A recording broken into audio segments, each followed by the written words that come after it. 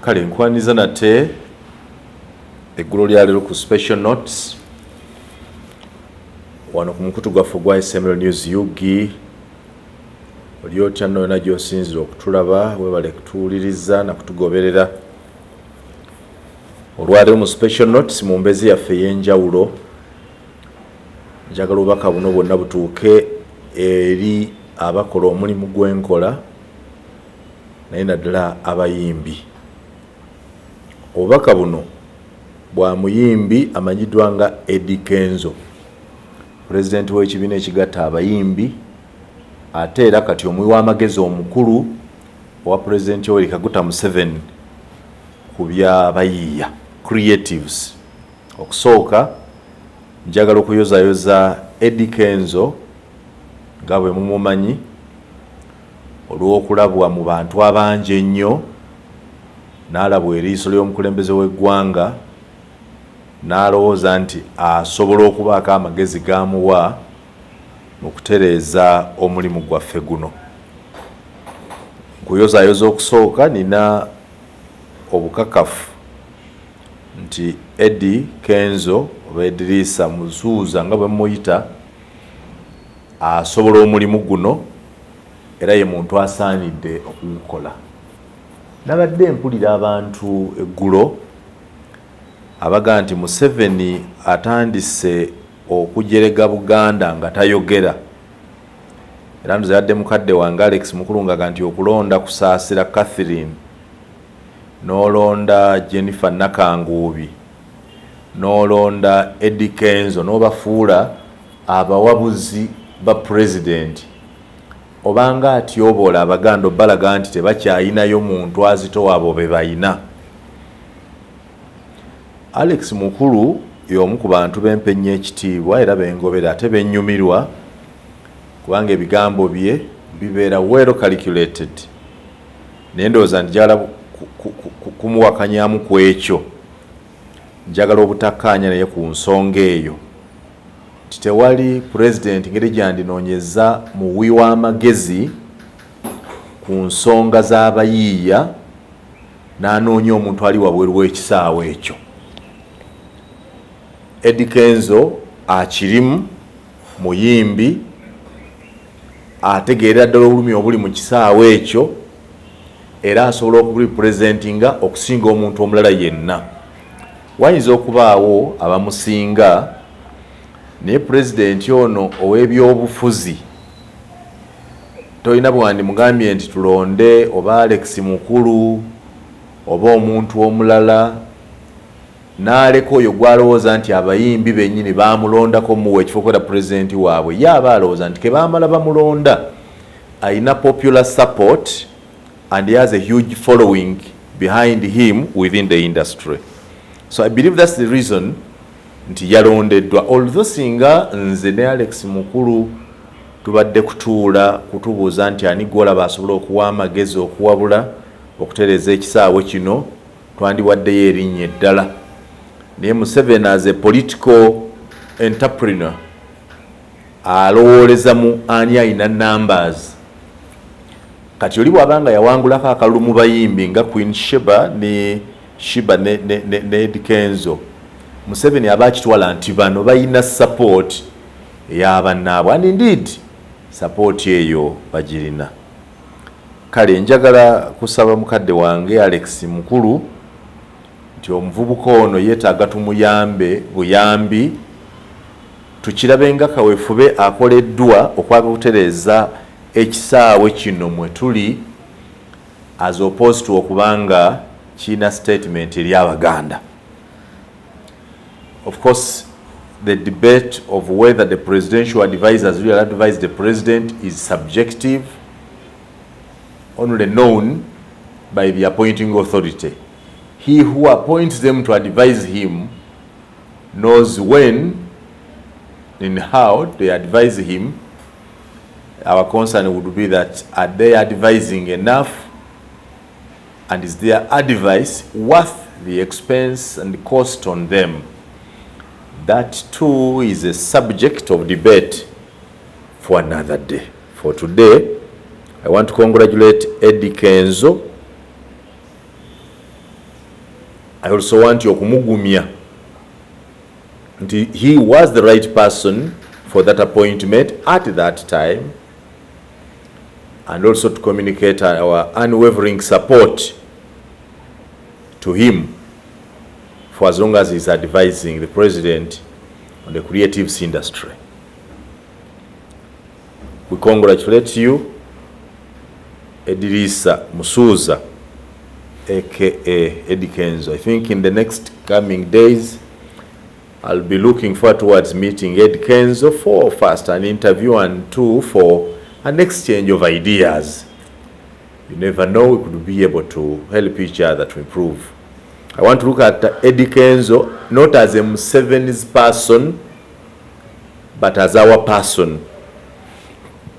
Njala ndabe Eddy Kenzo nge yalondeddwa si kulwa kuyamba mwami Museveni, naye yalondeddwa olw'okuyamba ekisaawe kino mwetuli. Ekisaawe kino ekyabayiiya kitwaliramu ebintu bingi, era omulimu gwa Kenzo ogusooka ku byenjagadde twogere naye kwe kutereeza kiki kye bayita creatives.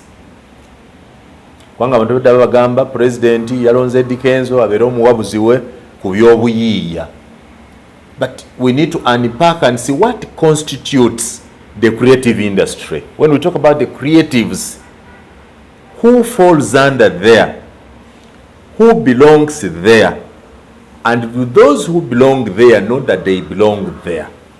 Because I look at creatives also to include those of us who are content creators. And in creating content, we also have content of different categories. Some content created as music, other content created as film, movies, drama, play, and then there is also content that I am creating now. It's not music, it's not drama, it's not comedy, it is not play, it's not drama. I am making comments on social, political issues, but in there is great content. Waliwo omwami gwe bayita Muzeeyi Magala, mwenna mumumanyi ali ku mikutu. I think bannaffe babizonto be bamulina. Tafulumya nnyimba, tafulumya bitontome, tafulumya mizannyo, tafulumya firimu, naye ayina information gyawa ku mikutu nga content eyo gwawa ku nsonga ez'enjawulo mu Buganda, ku byobuwangwa, ku by'ettaka, ku byafaayo by'ensi, is also content that you need now and you may need in the future. Therefore, muganda wange Eddy Kenzo, I don't think even muganda, mutabani wange Eddy Kenzo, ogumu ku mulimu ogukutunuulidde kwe kukolagana n'abo abaludde mu kisaawe kino, naffe kye tukulindamu otubuulire ani gwe bayita creatives, to define this industry called the creative industry. Who belongs there? How do I qualify to belong there? Even before I think of the benefits or challenges or so in there. But twogera ku creatives mu Uganda, tutegeeza ani? Two people must give us some definition. Either Mr. Museveni, the president, who appointed and advised on creatives, helps us to unpack and define department ya creatives, oba gwe mulimu gwe bawadde Eddy Kenzo okujja okukola nti a broadening oba clearly a defining. We must clearly cut out who constitutes, who belongs, who makes this creatives industry. We must define it as duty number one. Do I belong to the creatives? Because I am a content creator. So if I belong to the creatives as a content creator, where do I intersect with Queen Sheba, who is a content creator but creates music as content? And then when do I interact with Charles James Senkubuge Siasa, When do I interact? At what point do I intersect with Mariam Ndagire, who is a content creator creating drama and plays? As a content creator, bwembanga nange mwendi, what's the meeting point between my content on ogwenkola political commentary or social commentary or current affairs commentary? How does it relate to the content created by Bizonto, who are merely comedians, but sometimes doing a comedy to offer the three core services of journalism? Because Bizonto bituwa information, Bizonto bituwa entertainment, Bizonto bituwa education. Yet omulimu gwaffe nga bannamawulire n'emikutu gy'amawulire gyonna is to do information, education and entertainment.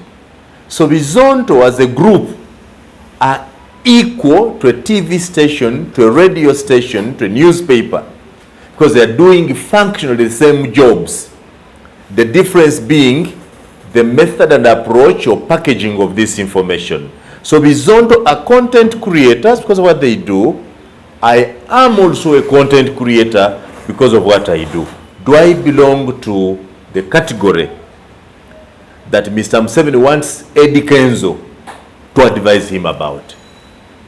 That's duty number one, task number one of what awaits my son Edirisa Musuza. And bwanaba ataddewo omuwaatwa ogw'okumeeting, and there are forums or platforms to meet.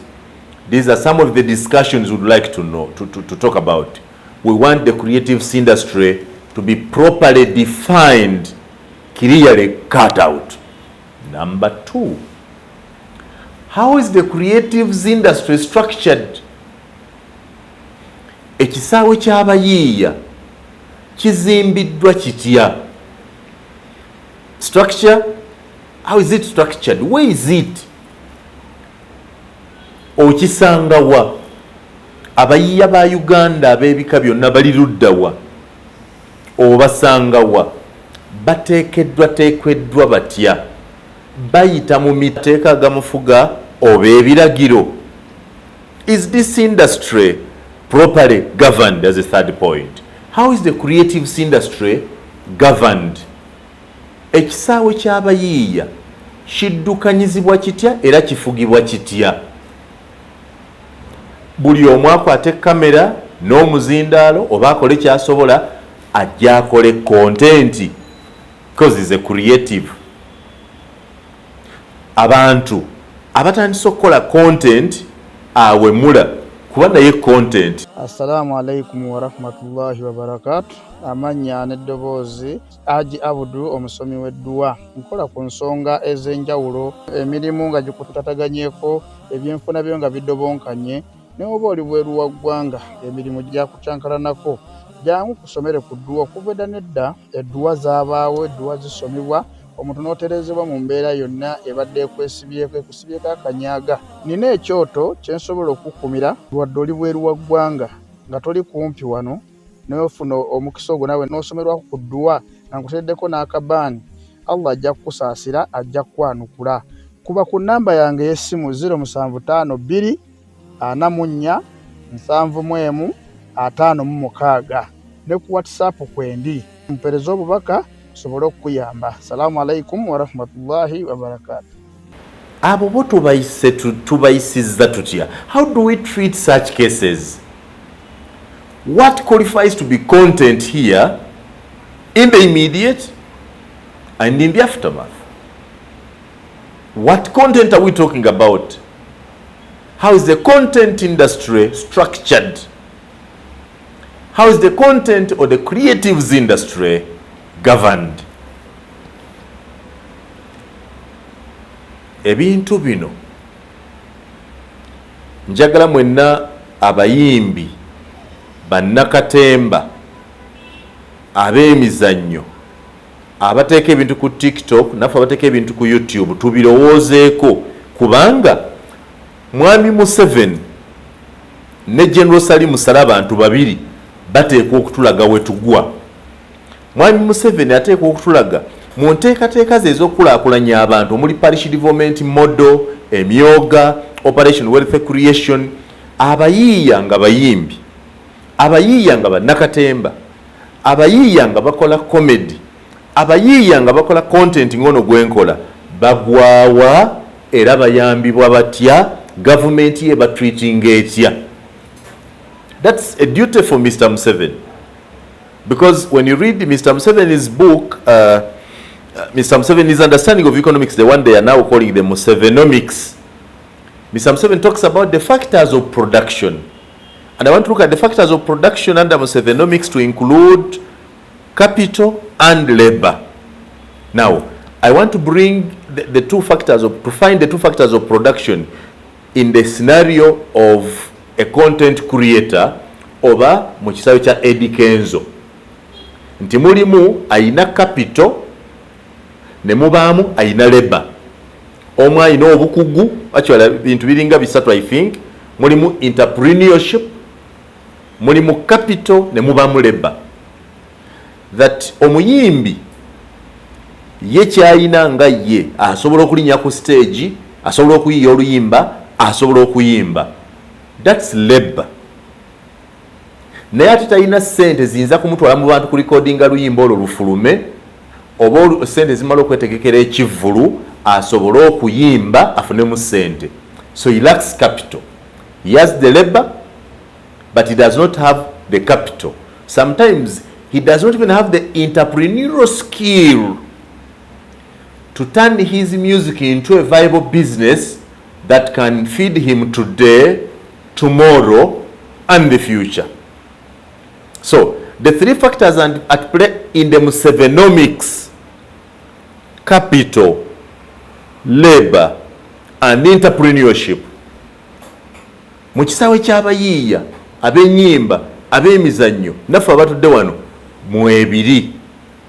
Naye bizannya bitya? Bisisinkana bitya? Byezimba bitya? How does capital in this industry build labor? And how does labor under the creatives build capital? And how do the two, capital and labor under this industry, build the entrepreneurship? This Mr. Museveni, in his economics, so-called the Musevenomics, and Mr. Eddy Kenzo, now his presidential advisor, must be able to discuss, to debate, to discern, to promote. Kubanga omuyimbi ono ayina labor nga asobola okuyimba n'abuuka n'asikiriza abantu ng'ayina n'ekitone kye eky'oluyimba, naye nga talina capital ategeka kivvulu. Ate promota ye atalina luyimba, promota atawandiika luyimba, ate yalina capital asobola okuyamba oluyimba lwono n'ekitone kye okumuwa ekyokulya. So two people now come into play. The promoter as the owner of capital, and the singer, the artist, oba omuzanyi w'emizannyo, as the owner of the labor that must be added to the promoter's capital. That both of them add the two factors of production and therefore are able to transact in a way that makes money, which brings in the third concept, the third factor of production, which is the entrepreneurship in this industry. I am limiting the three factors to the industry of the creatives. You may understand them differently. Eriye wala gye bikolera biyinza okwanga bitegereka mu ngeri ya njawulo, naye tuli wano ku byalondeddwa. Mr. Museveni tatera kukola nsobi. Era baga nti Mr. Museveni bw'akola ekintu leero muyinza okwanga muli kitegera wayise emyaka 5. Saagala kukitwala butwazi nti mwami Museveni anoonya bululu kwe kwa appointinga Eddy Kenzo, n'okubanga asobodde okutondawo docket mu presidential advisors be eyitibwa ya creatives. I don't want to just go over it, to just brush it off. I want to imagine there is something hidden, something deeper that benefits him, Mr. Museveni, but also benefits us as the players there. If Mr. Museveni did not know how big it is, we can take the opportunity of Eddy Kenzo to start debating this industry, make it broader and bigger, and even open with some Museveni's eyes to a bigger thing that he may not have seen at the time of appointing Mr. Eddy Kenzo. But I know that the appointment of Eddy Kenzo was consultative. It must have come from an informed decision. So, that's number one. Now back to General Salim Saleh. Mr. Salim Saleh is a friend of artists in this country. Era njagala kubabula nti omuntu asinze okuwaayo obudde bwe okuzimba ekisaawe kino eky'abayimbi bannakatemba, okubategeera, okubawuliriza, okubayamba okubaawo ye Salim Saleh. Era mubawulira nnyo ne mu nnyimba zaabwe nga baga ntukooye okuzungira eggulu. Oluyimba olwo lwayimbibwa Kasodde lwali lutegeeza yebbire Kasodde I think lwali lutegeeza ntukooye because wadde batonga bati okuzungira eggulu abayimbi bagenda nnyo eggulu okutula ne Salim Saleh okumuwa ebizibu byabwe okumubuulira bino era abadde agezaako nnyo okumalawo entalo mu bo okubategeeko batona mu federations okuwa federations zino ssente okuzizimba n'okuzitereeza. Abantu abasinga obungi nga bayinza tetukifaako manyi ebyobufuzi bya wano tetunnabirowooza tetubiwa budde kubirowooza abantu bayingira ebyobufuzi nga balinga bakola ebyobusiru. We don't want to take time. Naye njagala okirowoozeeko leero kubanga nange mbifuna ne mbiteeka ku mmeeza ne ŋŋamba lwaki Salim Saleh amala obudde bungi n'abayimbi ne bannakatemba kubanga tewali muyimbi gwe bakulimba. I can say that tewali muyimbi wano ali successful ataliimu mukono gwa Salim Saleh. Naawe be mumanyi leero tebasobola kgenda gyali tebakyakolagana naye gye baasookera if not ye yabatulaga oyo yennyini gw'olowooza oyo omunene oyo gw'olowooza alimu ensimbi za Salim Saleh alimu kapito wa Salim Saleh gw'atazzangayo be baabazimba batuleetera. But why? You need to think. You need to think. There are two critical things that Salim Saleh has done in this country that those who hate him and those who love him must think about and agree. One of them is that he was able to predict several years ago that you could not let the creative industry waitosobola kuleka kisaawe ky'abayimbi just run on its own. And today we have evidence to show, although some two critical big questions remain. One, abayimbi basobola okuyimba ennyimba ez'obulabe ennyo era ez'obutwa eri eggwanga era ennyimba zaabwe zisobola okugenda ddala mu bwongo bw'abantu ne zibakumamu omuliro ne zibawa obusungu oba ne zibazibula amaaso ne batabukira gavumenti eriko. Nja kuwa ekyokulabirako ennyimba ezayimbibwa aba South Africa ze zaakwatira bannansi n'okwongera okubalaga obubi bw'obusosoze mu ggwanga lya South Africa nga Nelson Mandela musibe okutuusa ebintu byakyuka mu ggwanga eryo. Don't joke with music. That's one. Number two, music w'abakongo wane Zaire yakola kyamaanyi nnyo mu kumanyisa abantu kiki ekiri awo n'okuyita mu nnyimba ezo okuvuganya gavumenti eyaliko. Kitegeeza oluyimba lwa Ronald Mayinja olugamba nti tuli ku bunkenke ffenna eno olukubwa mu Uganda yonna ng'omuntu alukuba waayagalidde, omu alukuba ku makya omukiro, omu alukuba ali mu takisi, omu ng'ali mu toyireti, omulala ali mu nnimiro. Naye nga Mayinja annyonnyola bwe tuli ku bunkenke eggwanga bwe liggwawo bwe lifugibwa obubi nti abantu baasiize byapa mu banka obalaba kunyirira. Luyinza okuba olw'obulabe ennyo okusinga olukuŋŋaana olunene Nuupu lwekubye. Kubanga Nuupu bwekuba olukuŋŋaana olwatandise ku ssaawa 2 ez'okumakya, ssaawa 10 luba luwedde. Era abalubaddeko baba batono nnyo nti ababadde mu Kampala be babaddewo abali eggulu balinda kubiraba mu mawulire mangu nga biggwawo, naye oluyimba lulina engeri gye oli n'alukuba nga tomanyi.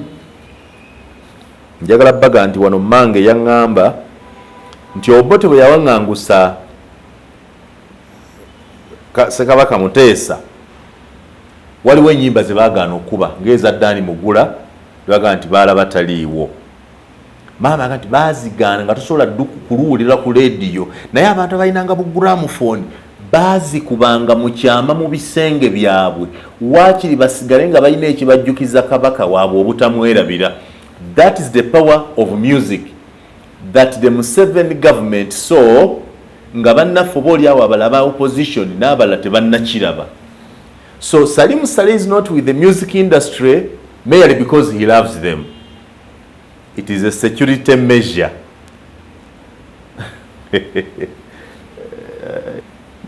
These people, I have discovered of late that these people abatufuga balina think tank. Bakwata ensonga ne bagiteeka mu ddiro bwe papa ne bagitematema ne bagidissectinga eyo ne bagivaako. Oluusi ne bakola ne research ku nsonga eyo. Abayimbi njagala okirowoozeeko leero, amaanyi g'omuyimbi, amaanyi g'oluyimba olulungi oba olubi gasobola okusinga rediyo zonna ezisomesa, gasobola okusinga lale yonna aba opposition gye bakubye, gasobola okusinga obubaka bw'omusumba yenna abuulidde. Oluyimba olu ng'olwa Fred Sebatta nti engo y'ekiggwa, nti engo ne bweba yakiggwa bassewambuze basooberera. Bw'owulira oluyimba olwo ng'otaddeko lensi z'ebyobufuzi, if you listen to the song through political lenses, you'll understand and discover a lot. Oluyimba ng'olwa Mathias Walukagga nti mutuliddemu olukwa ebiyenje byammwe. You should listen to these songs. So this is not just innocent music. No. Si nyimba buyimba nti ziriawo nyimba buyimba. Buno bubaka. Eno njiri. Eno rale. Eno campaign. Luno lutalo. So singa bannabyabufuzi abali ku ddula ovuganya gavumenti oba bannabyabufuzi abali mu gavumenti bawuliriza ennyimba ezo ne baleka bulesa abayimbi ne bazimba nga bwe baagala bwe bazifulumya bwe bazitambuza, oyinza okwesanga ng'okuzizza ky'otasobola. So kirowoozeeko leero nti bw'owulira baga nti Salim Saleh ayagala nnyo abayimbi, abakyalira nnyo, abawa ku ssente, abawa kapito, takikola bukozi nti talina magezi nti oba ssente alina nnyingi za kwonoonera mu bayimbi. Kale raba ssente zewadde nga bakusaasira abo ze yandiwadde eno. It is a security precaution nti abayimbi bateekwa okufiiringa part of government. Otherwise bayongera okuyiiya ennyimba ezo ezifaanana bwesityo ziyinza okutabangula eggwanga naawe atali muyimbi ne zikukosa ne weesanga ng'ekintu kiyise. It's a security measure. Number 2, ekisaawe ky'abayiiya aba creative kitondawo emirimu. So Salim Saleh eyaweebwa ekitongole ekimanyiddwa nga Operation Wealth Creation, a man whose mind is preoccupied with creating wealth or with the creation of wealth among all categories of people. Nakyo yali alina okukitunulako. Abayimbi bye bakola, bannakatemba bye bakola, abali ku TikTok bye bakola, fe abali ku YouTube bye tukola, abazanya emizannyo bakomedian nga bizondo bye bakola, first bibayamba bitya okutonda obugagga bo bennyini ng'abakirimu. Ye ng'omuyimbi byakola bimuyamba bitya okufuna ensimbi ezimuyimirizaawo, era buyambi ki bwe yandyetaze gavumenti ye emuwe okulaba nti asobola okukola ensimbi ezimuyimirizaawo. Bw'amala okweyimirizaawo ye kennyini era aba asobola n'okuyamba ate okuyimirizaawo abalala, kubanga omulimu gw'obuyimbi for example guliko abagufunamu bangi. Kankuwa ekyokulabirako, bw'oba oteekateeka ekivulu ky'omuyimbi okuva ku birango ebipande, siteegi, amasannyalaze, amazzi, security. Do you want to buy land or construct a house? Worry no more. Boss Land Estates is here to serve you. We offer services in selling land on different roads that link you to Kampala City, land surveying, land title processing, letters of administration processing, general construction works, and property management. We allow payments in installments. Our plots of land are prime and are near main tarmac roads. Prices are affordable. Inspection is free. For more packages, call 0777 490 785. WhatsApp 0704 699 388 or visit our offices at Ham Towers, Level 4, Suite number HT54, opposite Makerere University, Main Gate. Boss Land Estates, we guide you. Abawa capital takikola bukozi nti talina magezi nti oba sente alina nnyingi za kwonoonera mu bayimbi nga kale laba sente zewadde nga bakusaasira abo ze yandiwadde eno. It is a security precaution nti abayimbi bateekwa okufiiringa part of government, otherwise bayongera okuyiiya ennyimba ezo ezifaanana bwesityo ziyinza okutabangula eggwanga naawe atali muyimbi ne zikukosa ne weesanga ng'ekintu kiyise. It's a security measure. Number 2, ekisaawe ky'abayiiya aba creative kitondawo emirimu. So Salimu Saleh eyaweebwa ekitongole ekimanyiddwa nga Operation Wealth Creation, a man whose mind is preoccupied with creating wealth or with the creation of wealth among all categories of people. Nakyo yali alina okukitunulako.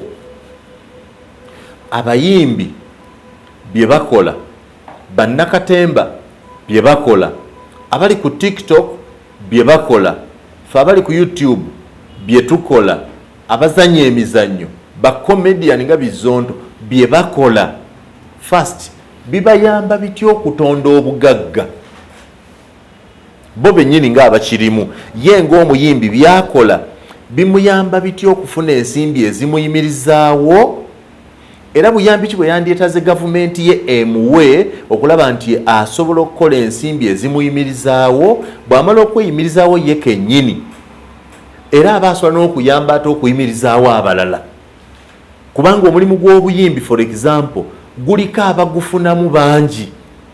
Kankuwa ekyokulabirako, bw'oba oteekateeka ekivulu ky'omuyimbi okuva ku birango, ebipande, siteegi, amasannyalaze, amazzi, security, omusolo, ekikaali, emmere, wooteri abayimbi mwe basula nga bagenze mu show zaabwe, abo bonna bayimiriddewo ku muntu ogwo, omuyimbi omu nga Mariam Ndagire, omuyimbi omu nga Haruna Mubiru, omu ng'agenda okukola ekivulu ejjinja.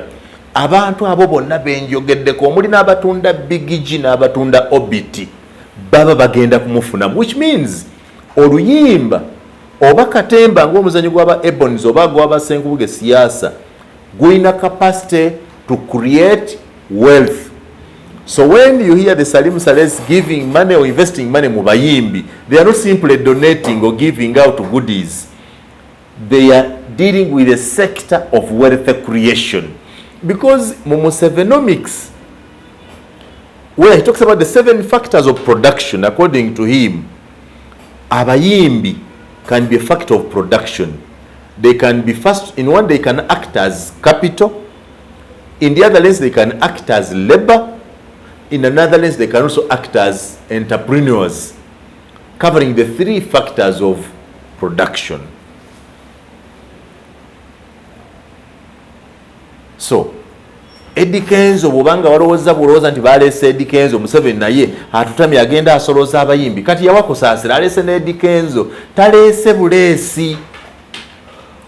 These are serious issues of national security, serious issues of income generation, serious issues of creating employment, serious issues of generating income.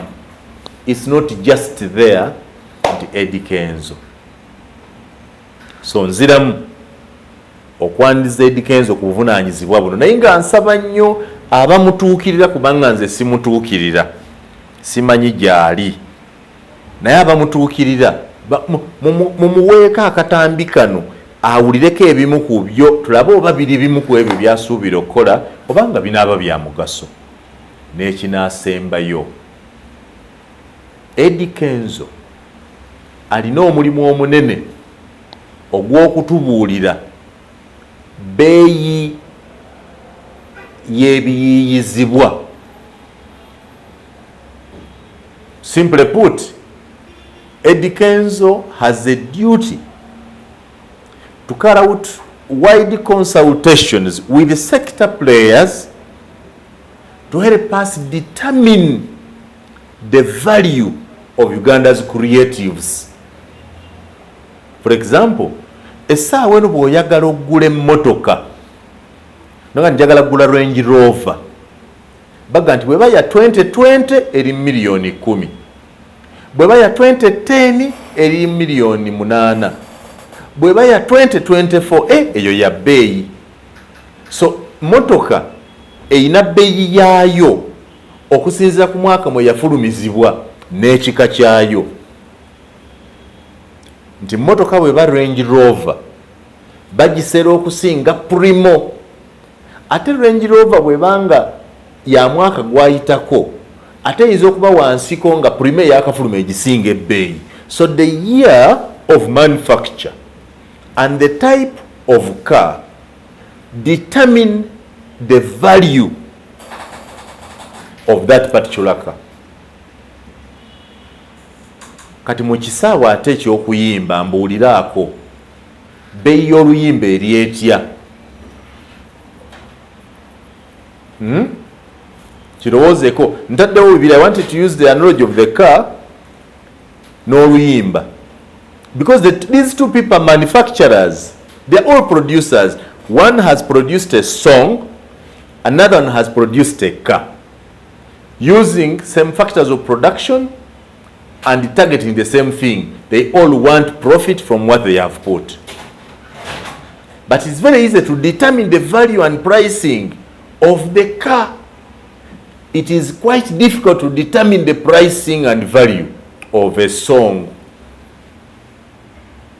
Mu Uganda tugamba nti kale oluyimba olw'Oluganda nga lwa hip hop lwa sente mmeka as opposed ku luyimba olw'Oluganda nga lwa gospel, oba oluyimba lwa kadongo kamu olw'essaawa eno lwa sente mmeka ezimanyiddwa ku katale bw'ogeraageranya n'oluyimba lwa kadongo kamu olw'emyaka giri. Era bbeeyi y'oluyimba eri etya? Nti bwe luba lwakafuluma lugula sente mmeka, bwe lulwawo lugula sente mmeka, oba bwe wabaawo omuntu ajja okwagala okugula ennyimba z'abasudde essaawa eno azigula sente mmeka? Bbeeyi yaazo eri ki? Kubanga atagula Primo nga mpya, katukikose nga oluyimba lupya, asobola okugula Primo ng'ekaddiye, kubanga weekaddiwa bbeeyi yaayo ekkirana nga nti ne milioni 8 ku 10 ofuna Primo etambula.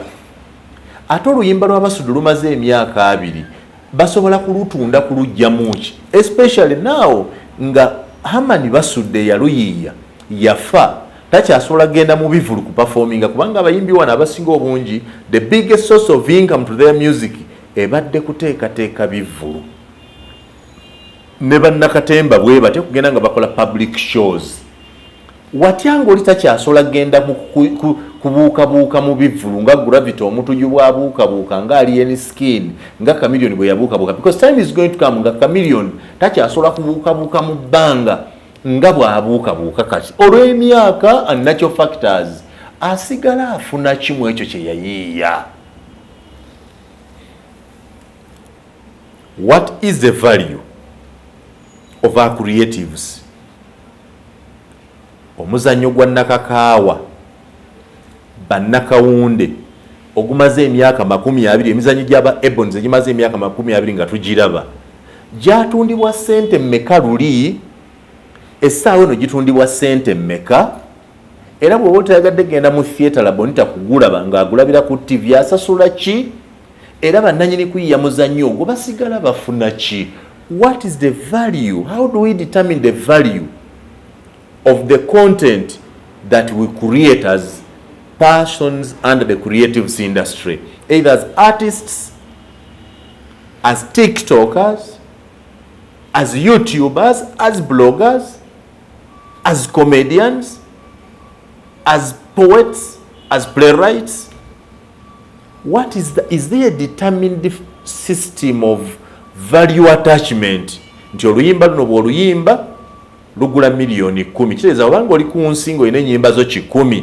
Kitegeeza olina miliyoni 10 emirundi 10 ze ssente bwe ziti. Ezo zikumala ojja kulya bulungi. Olwokuba tetulina value system eno. Ensonga lwaki buli muyimbi wano afa mwavu. Abayimbi abasinga obungi bonna bafa baavu, bafa basabiriza. Abamu tebasobola na kweyimirizaawo. Abantu bannabitonere creatives. Omusajja yafaano kawooyo w'olubuto olunene nga bagamba n'akayumba mwasula kaali kaswaza. Naye nga yayimbira ku mikolo gya gavumenti gyonna, n'ayuwaayuwa ekibuto nga buli ajja muno bamuleeta n'ayuwa ekibuto, n'azina. Yawunzika afunye ekimu ebyo byonna. Era ye yamala okufa. Batabani be abaasigalawo oba bawalabe balina kye basobola okufuna mu kitone kya kitaabwe kino kye yazannyisa ennyo ng'akyali mulamu, kubanga n'olwaleero osobola okugenda ku mikutu n'olaba amazina g'akawooya ng'akyazina ayuwa ekibuto. Kwegali ku mikutu Kenzo.